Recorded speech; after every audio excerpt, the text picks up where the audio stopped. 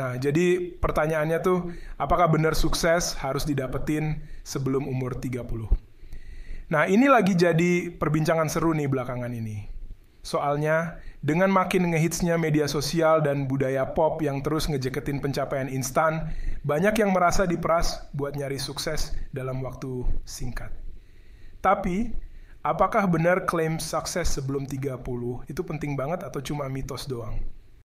Pertama-tama, kita harus sadar kalau definisi sukses itu beda-beda buat tiap orang.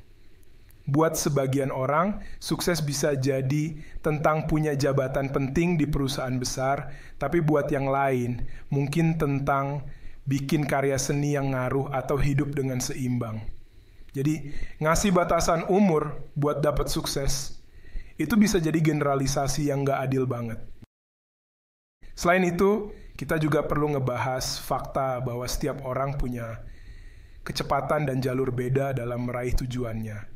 Ada yang punya peluang dan sumber daya lebih banyak, tapi ada juga yang hadapin rintangan lebih gede.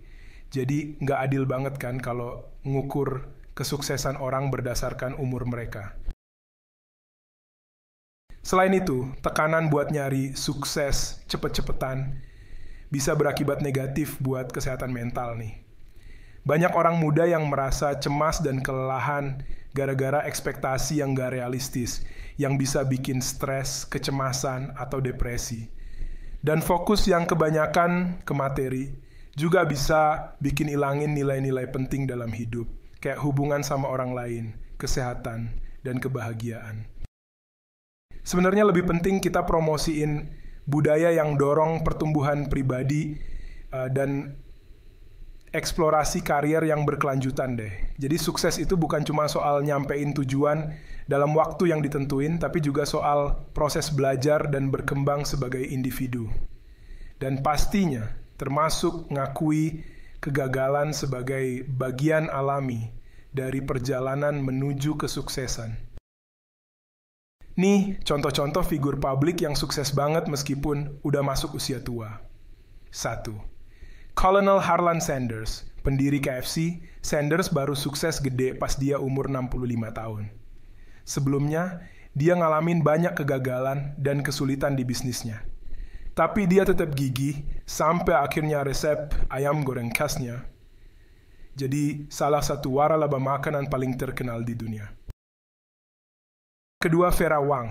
Dia desainer mode top yang mulai karirnya di industri mode pas dia umur 40 tahun. Setelah kerja sebagai editor mode di majalah Vogue, Wang akhirnya jadi salah satu desainer paling dihormati di dunia, terutama karena desain gaun pengantinnya yang elegan dan inovatif.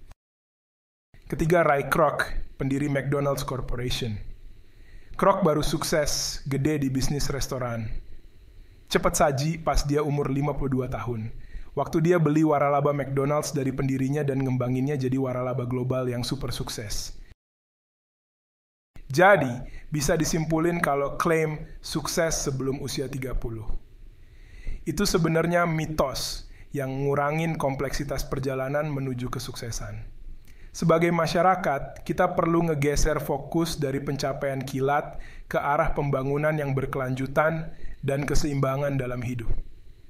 Kesuksesan yang beneran gak terbatas, sama usia atau batasan waktu, tapi ditemuin dalam pengalaman, pertumbuhan, dan pencapaian yang bermakna.